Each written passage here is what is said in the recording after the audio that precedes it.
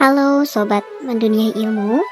Kali ini kita berjumpa kembali dengan pembahasan yang sangat menarik tentang tokoh yang bernama Raden Mas Sudarpo Sastro Satomo.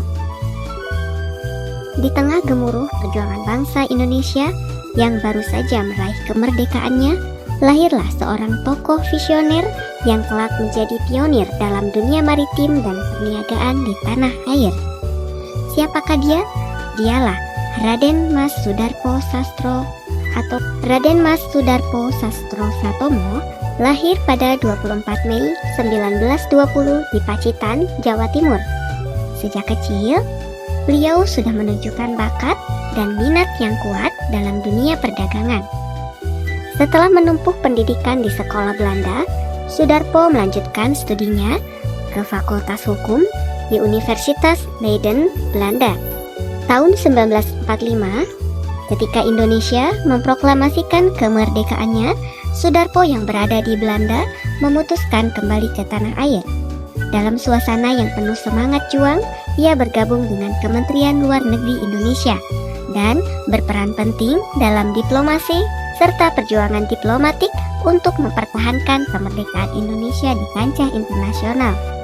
Namun, visi Sudarpo tidak berhenti di situ. Ia menyadari bahwa Indonesia sebagai negara kepulauan memerlukan sistem transportasi maritim yang kuat dan terintegrasi. Pada tahun 1952, ia mendirikan PT Pelayaran Nasional Indonesia yang kita kenal sebagai PELNI. Melalui PELNI, Sudarpo berhasil membangun jaringan pelayaran nasional yang menghubungkan berbagai pulau di Indonesia, mempererat hubungan antar daerah, dan mendorong pertumbuhan ekonomi nasional. Raden Mas Sudarpo Sastro Satomo tidak hanya dikenal sebagai seorang pengusaha sukses, tetapi juga sebagai seorang patriot yang berdedikasi untuk kemajuan bangsanya.